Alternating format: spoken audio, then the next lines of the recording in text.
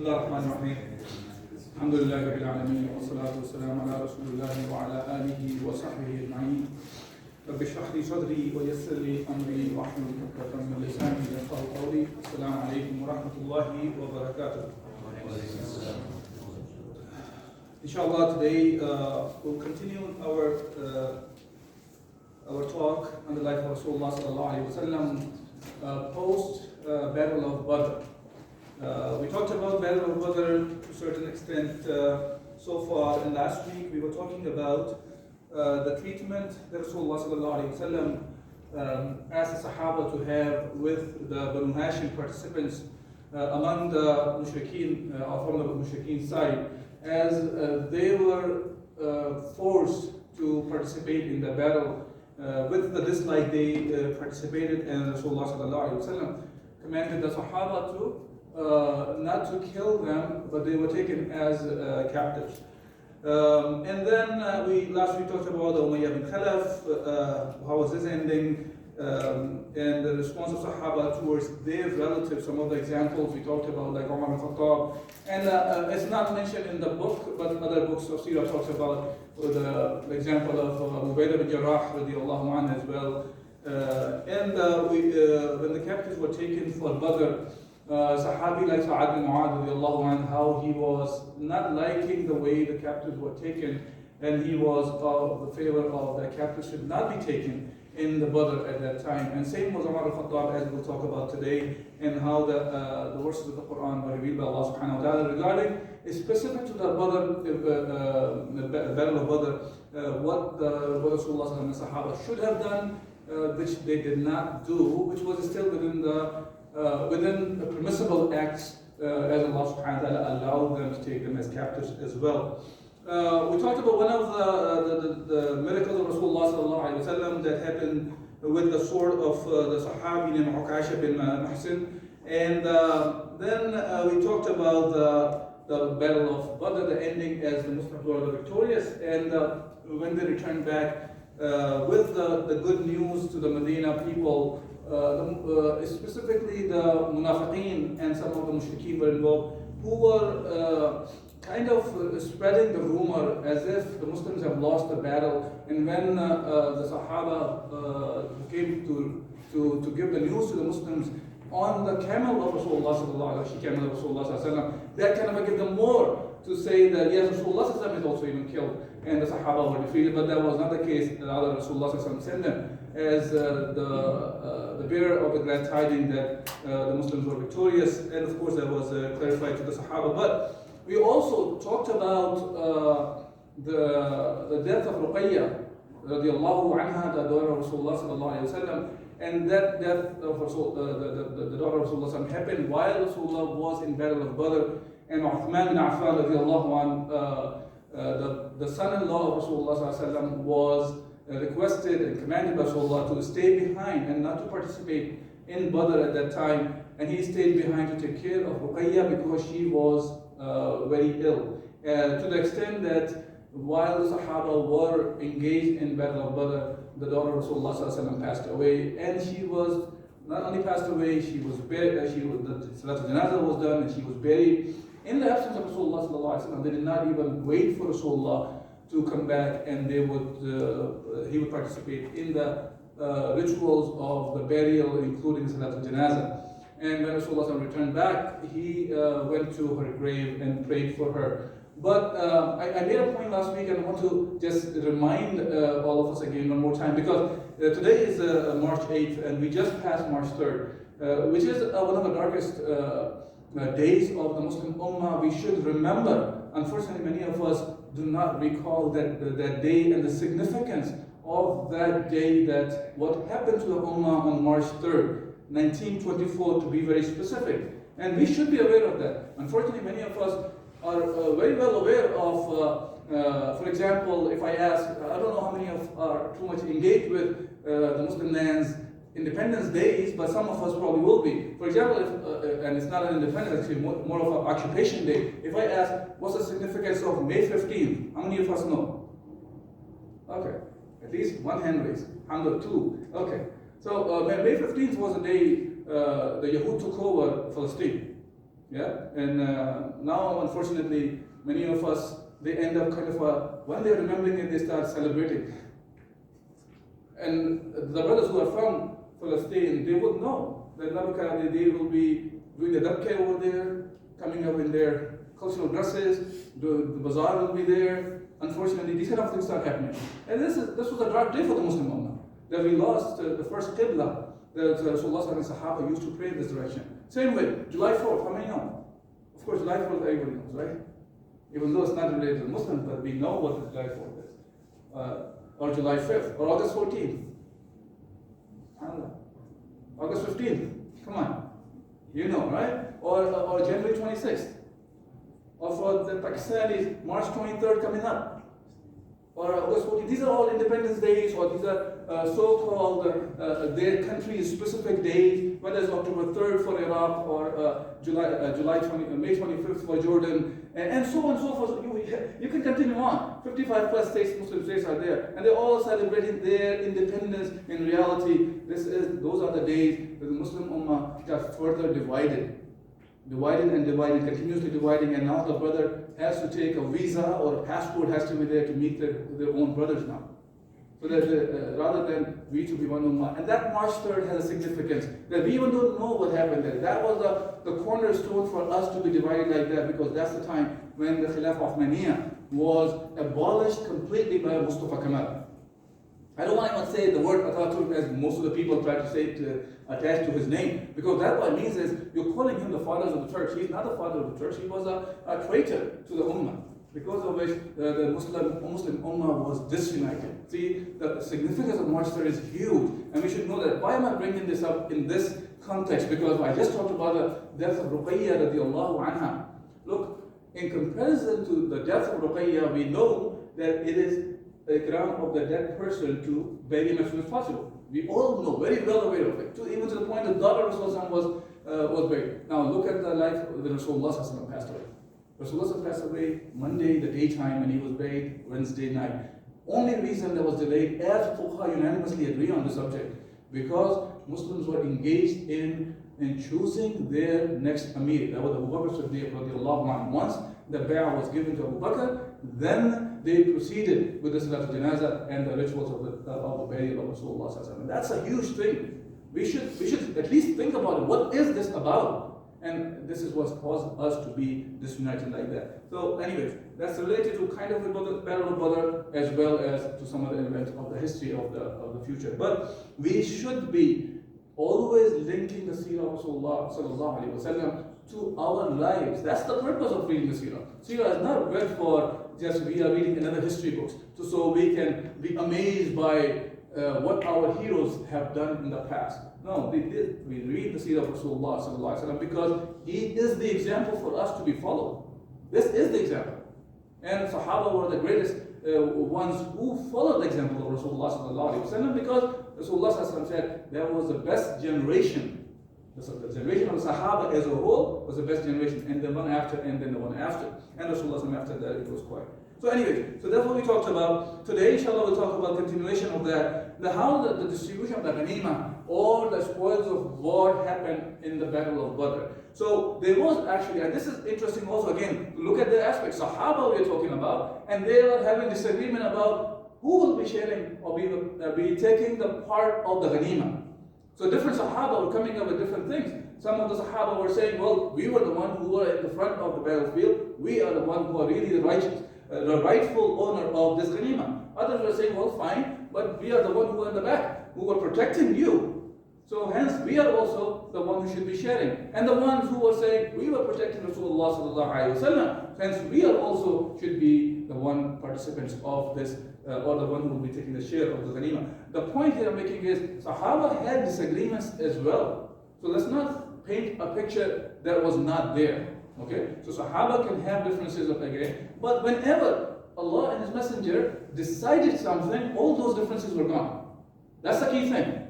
Whenever they find, okay, this is what Allah and His Messenger want, this is it then sami'na wa ata'na, that we hear and we obey. Hence, that takes me back to one of the very first things I did when I started coming here to do these kind of lectures and stuff. We talked about Aqidah. And it is very important for us to have the clarity in the Aqidah when we say we believe in Allah and His Messenger and the book, that being the word of Allah subhanahu wa ta'ala. This has to have a full conviction. That conviction motivates us to be the one who hear and obey. If we don't have this conviction, then we will find sometimes gaps, sometimes lapses in our action. And even if we have conviction, we can have that. Just to be very clear, we can make mistakes as human, but we have to return back to Allah subhanahu wa ta'ala always. And Allah subhanahu wa ta'ala is Ghafurur Rahim. We say that, we remember that all the time. Allah subhanahu wa ta'ala is Ar-Rahman, Ar-Rahim. Okay, then Allah subhanahu wa ta'ala, as a matter of fact, decided among the Muslims that how this should be. As Allah subhanahu wa ta'ala says, يَسَأَلُونَكَ عَنِ الْأَنْفَالِ قُلِ الْأَنْفَالُ لِلَّهِ وَرَسُولِهِ وَاتَّقُوا اللَّهَ وَأَصْلِحُوا ذَاتَ بَيْنِكُمْ وَأَطِيعُوا اللَّهَ وَأَطِيعُوا الرَّسُولَ إِن كُنتُم مُؤْمِنِينَ أَطِيعُوا اللَّهَ وَأَطِيعُوا الرَّسُولَ إِن كُنتُم مُؤْمِنِينَ. Allah subhanahu wa ta'ala is telling the Muslims here that they asked you, Rasulullah sallallahu alayhi wa sallam, about Al-Anfal. Al-Anfal are the spoils of the war. And this is one of the things that happened in after the Badr. You see that there are a lot of ahkam, or the rulings, started revealing to Rasulullah sallallahu alayhi wa sallam. And not only in after Badr, as a matter of fact, throughout the Medina life, we see that in the Meccan life, we see a lot of verses were very specific to the Iman and the Aqidah and the faith and the creed, the pillars of Aqaid, and some of the stories of the previous people, but very few ahkam did we see in the Meccan era. But once the Medina is there, then you started seeing all those rules are started coming up, and those rules were the ones that were they were revealed as the need was there. This is something that all the brothers and sisters who are here, pay attention to when you're reading the Quran. Reading the Quran and reading the commentary of the Quran.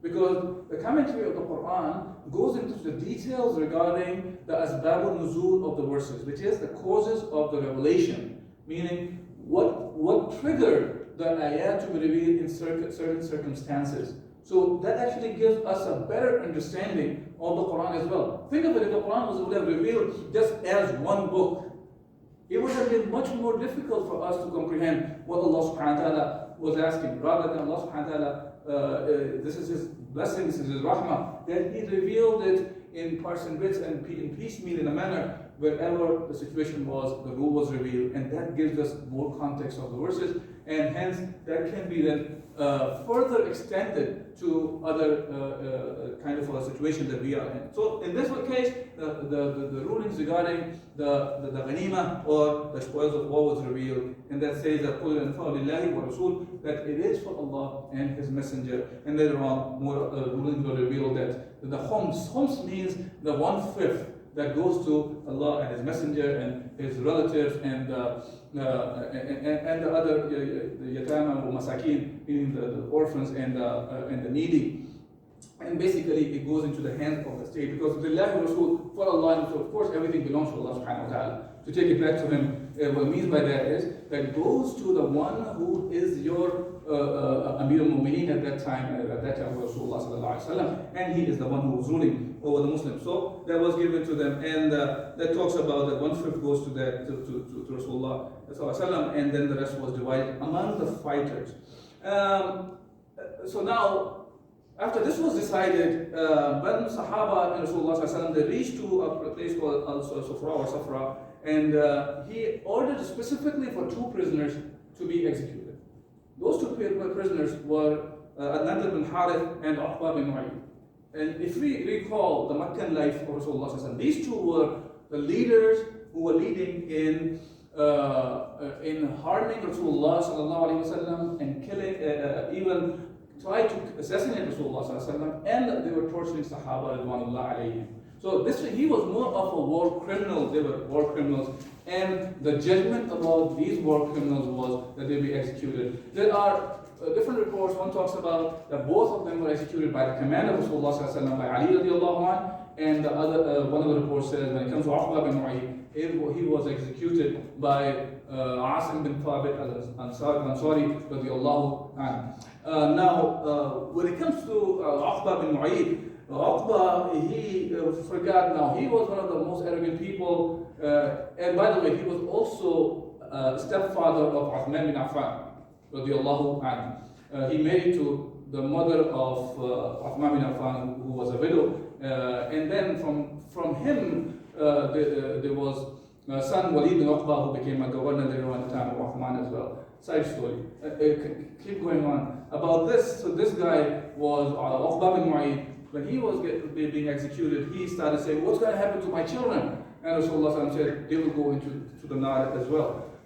Talking about, of course, the one who rejected the deen of Islam. Now, so this is what happened with these two leaders. In general, just to make it clear, in general in Islam, the captives or the ones who are prisoners of war, they are not killed. These are the rulings of Islam.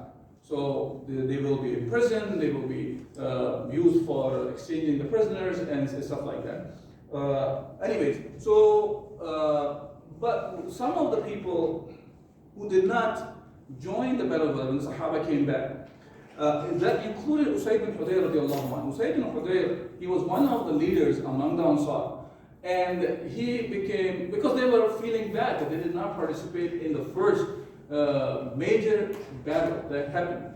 So they regretted. And Usayd bin Hudayr, being one of the leaders among them, so he became kind of a mouthpiece for talking about on the behalf of the ones who did not participate. Now let's remember one thing when we talk about Usayd, also what he was saying here. The Muslims, they were not aware that they will turn into a battle like that. Many of them, they were thinking of this was more of catching or going after the caravan of Abu Sufyan or the Quraysh, right? And hence they thought of this is another expedition like many happened in the past, as we talked about. There were about 8 happened in the past, and hence he stayed behind. And Usayd said that if he was aware of that would have been the case, he would have participated. And he was talking about on behalf of the Ansar as well. And Rasulullah sallallahu alaihi wasallam, he accepted his excuse, and he believed in him what Usayd was saying. Usayd was one of the great Sahaba of Rasulullah sallallahu alaihi wasallam. He was the one who came for the second bay'ah to Rasulullah sallallahu alaihi wasallam, giving the pledge of allegiance to Rasulullah in Makkah as well. Among those 75 that we talked about, who gave the pledge of allegiance to Rasulullah sallallahu alaihi wasallam. Now, okay. What is the impact that happened out of the battle of Badr? And I'll talk about the prisoner of wars again, captives a little bit afterwards. But the impact was, as we are aware of, when Rasulullah migrated to Medina, it's not as if the whole Medina became Muslim and then Rasulullah migrated to Medina. They will still have mushrikeen were still there. On top of it, mushrikeen were there. There were Yahud there. Another kind of non-Muslims were added on besides mushrikeen. Now they were Yahud. And there was a third category added, which was munafiqeen. Because look, in the Meccan life, you don't find munafiqeen. There was no need for a person to be a munafiq. Because Rasulullah did not have the upper hand. He did not have any authority over the people. Hence, the people who were coming out and accepting Islam, they were realizing the kinds of hardship that they would be facing. So they did not have to, nobody had to be a munafiq. That kind of does not sound even right. Hence, you find this category of the non-Muslims to come up during the time of when Rasulullah was in Medina. Because Rasulullah was the one who was on top, was ruling the Medina. He was the head of the state there. Now, so another category was there. So now when Rasulullah came back from the battle of Badr, so now there's another, what I call it, another dimension was counted towards Rasulullah and Sahaba. They were military men also, because they just won a major battle against the mushrikeen or the polytheists of the Mecca. So the result was that many people who were on the edge among the mushrikeen, that they did not accept Islam yet, now you find more people start entering into the fold of Islam. And that's one of the things that you see, that Islam was not forced on them, whether it was pre-battle of Badr or post-battle of Badr. It's never the case that in Islam it's not even allowed. The command is La ikraha fi din. There is no compulsion in deen. We cannot force anybody to accept Islam. It's a command for us, not to force people. Hence, you see that this is the consequence of the victories that these people who were kind of at the borderline, they were just watching and seeing that which direction the wave is going in, and then they will go. So they really saw, okay, oh, Rasulullah this is a real thing. So now you start seeing more people start entering into full Islam as well. Now, when it comes to treatment and the judgment of how the captives come, Rasulullah of course, he took them as captives, number one thing, and we'll talk about that, why he kept them as captives as well. But, so now when they took them as captives, this is another precedent that you see among the Muslims, that they start taking care of these captives better than themselves. SubhanAllah. And that of course have another positive impact on those captives as well. What I'm saying there is better than themselves is, it's not like Medina was an affluent society or something. They were already not the affluent ones. On top of it, they had the burden of so many people from Mecca. They migrated from Mecca to Medina. Today, this becomes a whole new issue if somebody, like for example, especially whatever is happening in Syria, what's happening in Yemen, and there are political asylums who are coming out to look for the place, and many of the countries, they're turning them down. Even unfortunately, the very same thing I was talking in the beginning of it, the thing that divided the Ummah into 55 plus states, even their own brothers and sisters, because of the kind of rulers we have on top of it, they are turning them down also. Okay, so I don't have to go into the details of that. Most of you probably are already aware of the kind of situation that our brothers and sisters, and in general, the humanity is suffering nowadays because of the kind of things that are happening in the world. Anyway, even in that case, Muslims, when they were going through difficult times, look what the Sahaba, the treatment was. If they So today I think probably we will not even recognize this idea of, so they were giving their bread to the captives rather than eating for themselves. We will probably, how many of us probably waste bread today?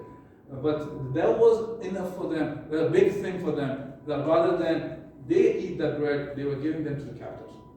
Okay, so they were just surviving on the dates, few days, whatever they had access to. So that's this is how the Muslims, and in general, Islam expects from us that even the people who are captives, they came as a prisoner of war, they're a human being. You take care of them.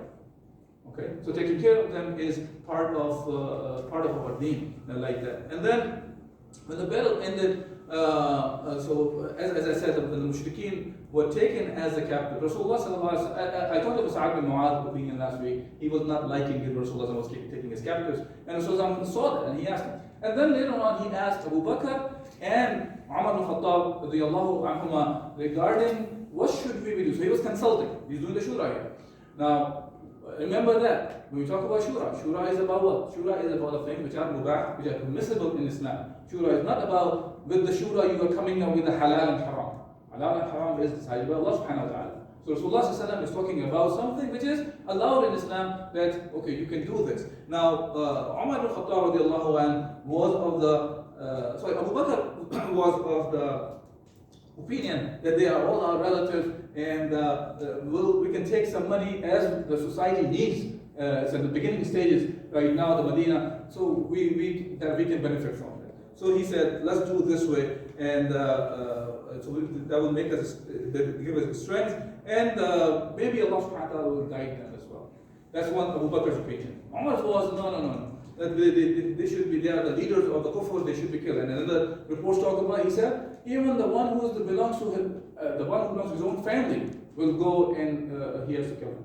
So that was Umar's opinion. Rasulullah sallallahu alaihi wasallam abstained from his opinion of Umar radiallahu anhu, and similar to Sa'ad bin Mu'adh, and he agreed with the opinion of Abu Bakr Siddiq radiallahu anhu here, and he went along. Now, the ransom that was set was for the prisoners was from 1,000 to 4,000 dirham, and that range was according to the financial situation of the prisoner that they had. And the ones who did not have any, they were even given the choice of, they can teach 10 kids how to read and write. And compared to Mecca had more literate people compared to Medina. Medina had a lot of illiteracy.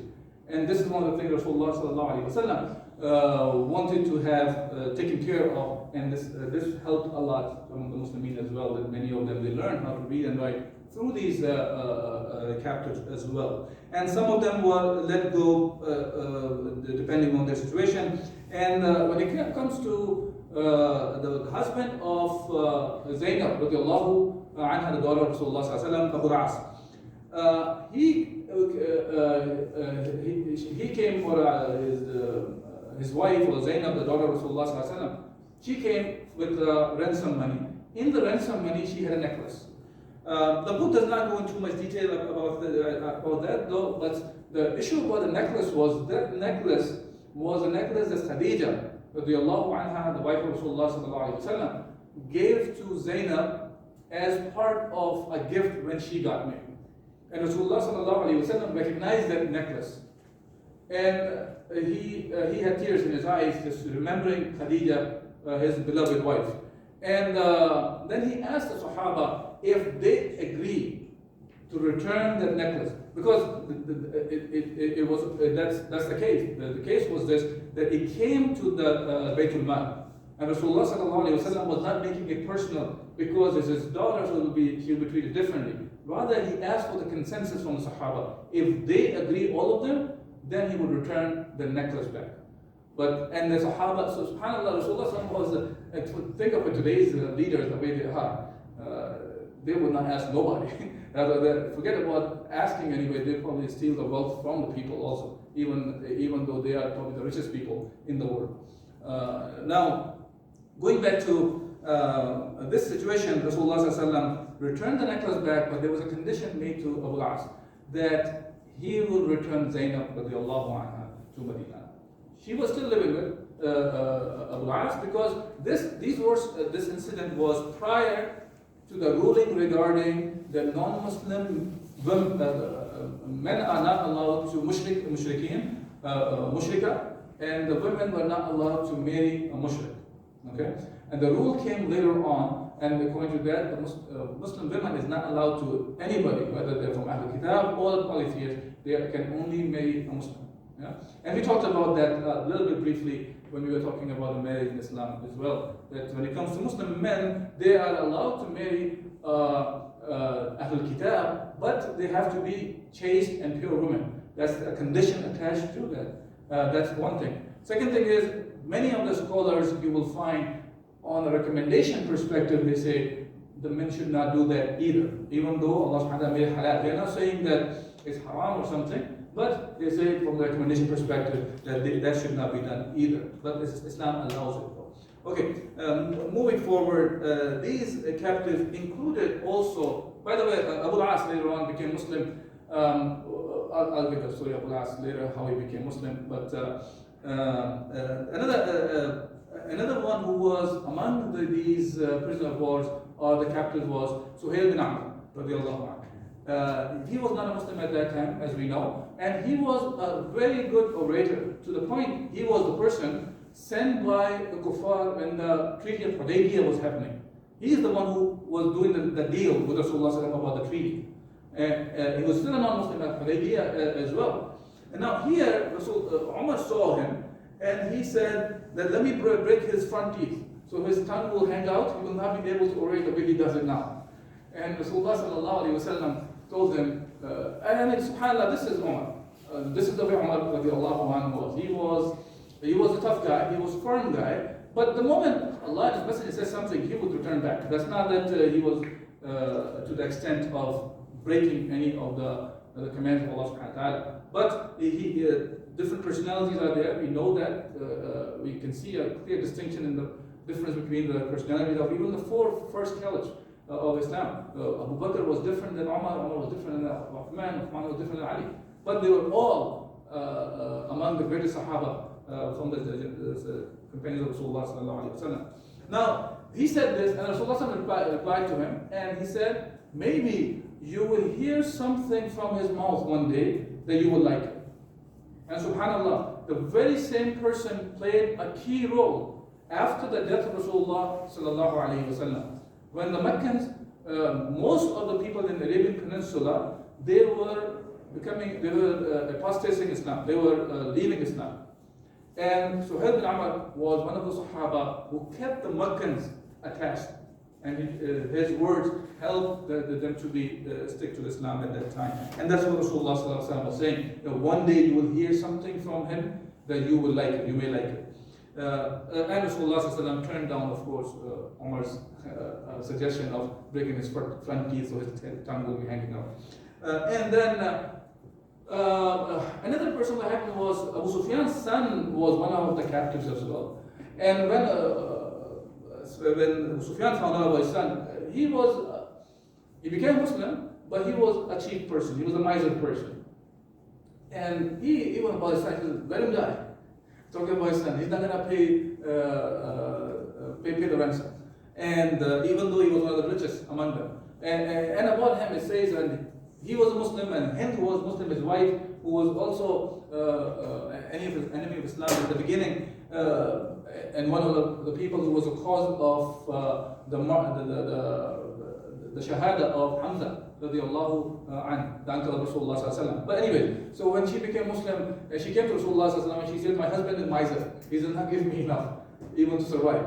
And Rasulullah sallallahu alaihi wasallam allowed her, from that the ahkam are extracted, that it is allowed, Rasulullah allowed her to take, meaning she can take from him without even him knowing, but from ma'ruf. Ma'ruf means which is normal for a household to run with amount of money.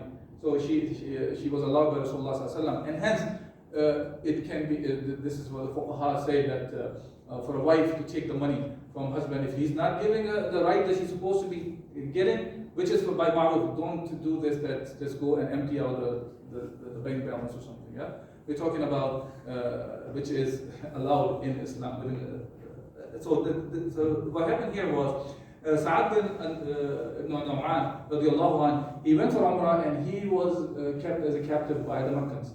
And then he was used as exchange for Abu Sufyan's son in this case. Now, after all this happened, when Rasulullah asked Umar and Abu Bakr 5 minutes, okay, Umar and Abu Bakr radiallahu anhu regarding what to be done, and Rasulullah went along with Abu Bakr's suggestion that we should not kill the captives, rather we should take the ransom and make them teach the illiterate children. So now the following day, Umar came to Rasulullah and found Umar and Abu Bakr radiallahu anhu, the both of them were crying. And Umar's response, look, how we see all the time he's tough and all those things, but when he sees Rasulullah is crying, his response is, Ya Rasulullah, to tell me why you guys are weeping, why you're crying, I'll cry with you. And if I will not be able to cry, I'll act like I'm crying. This is the love that Umar had for Rasulullah sallallahu alaihi wasallam. And Rasulullah sallallahu alaihi wasallam mentioned about the verses that were revealed that was against what the action was taken by the Muslims regarding the captives, which was Allah subhanahu wa ta'ala, مَا كَانَ لِنَبِيٍّ أَن يَكُونَ لَهُ أَسْرَى حَتَّى يُثْخِنَ فِي الْأَرْضِ يُرِيدُونَ عَرَضَ الدُّنْيا وَاللَّهُ يُرِيدُ الْآخِرَةَ وَاللَّهُ عَزِيزٌ حَكِيمٌ. Here Allah subhanahu wa ta'ala telling Rasulullah that about these prisoners that you have taken the ransom, that you should have not done that until you have done enough of these war criminals who were there. They should have been killed then left alone. And now this was, and then Allah subhanahu wa ta'ala also mentioned about that if it's not previously ordained by Allah subhanahu wa ta'ala, then you would have paid the price for this also, the action that you have done. For that they were crying. Look, what was the previous one? That's what Surah Muhammad said, فَإِمَّا مَنَّ مَا بَعْدُ وَإِمَّا فِدَانٍ حَتَّى تَدَعَ الْحَرْبُ أَوْ زَعَرَهَا. That thereafter is the time either for generosity, meaning talking about take the ransom or not to take the ransom when they are prisoners. So this was allowed. See, so understand that Rasulullah was not doing a shura on a hukum that exists. Meaning, what I mean by that, he's not going against the ruling. He's going along, because that was a ruling in Islam that you can go either way. And he picked one. Allah subhanahu wa ta'ala wanted the other way at that point. Okay, many rules, and inshallah this is just quickly, I skimmed through in 2 minutes and I'm done. Okay, Malik? So many rules were revealed, and that's the part about after the Battle of Badr. Whether it was the spoils of war, whether it is Ramadan, the ruling regarding Ramadan was revealed, the ruling regarding the spoils of war, the ruling regarding the Zakah was revealed. And even after the battle, because remember the Battle of Badr will happen in month of Ramadan. Yeah, 17th of Ramadan, we always remember whenever the 17th of Ramadan comes, that's the victory for the Muslims, the first major victory that was given to the Muslims. And because the Ramadan started that year, so the first Eid was there. The Shawwal first was the first Eid that the Muslims celebrated after the Badr. So there's something else also happened for the Muslims. And what else? Okay, I think if you guys like to read some of the other rules, I would read in Surah Al-Anfal. This is a big surah. In general, the Meccan surahs, especially the first 7, 8 surahs, they are longer surahs, about 100, 200 verses, more than 200 verses in some cases, and they have a lot of rulings. And Surah Al-Anfal was revealed at that time, and Surah Al-Anfal has many rulings regarding whether it's how to run the affairs of society, and that's what helped, right? So when the society is newly formed, you need rules and regulations, and that's what Allah subhanahu wa ta'ala continued to reveal as the time passed, as the new things came up. And whenever the new thing came up, Muslims, they waited for the rule to be descended from Allah subhanahu wa ta'ala, Rasulullah sallallahu alaihi wasallam, and until the rule was there, they did not act on those things. Remember that when they were acting or someone allowing something, that was because of the wahi. Wahi is not only Quran. Sunnah is also the part of the wahi that was revealed to Rasulullah sallallahu alaihi wasallam. Okay, we'll stop here, inshallah. If there's any questions or comments about the subject covered, inshallah, I will try to answer if I can.